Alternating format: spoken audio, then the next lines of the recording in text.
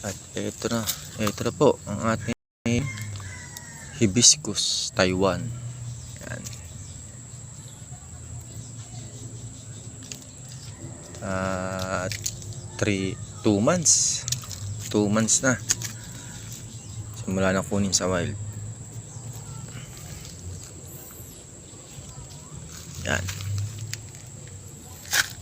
Napilihan na natin siya ng mga sanga-sanga. Natanggalan na natin ng ibang ano.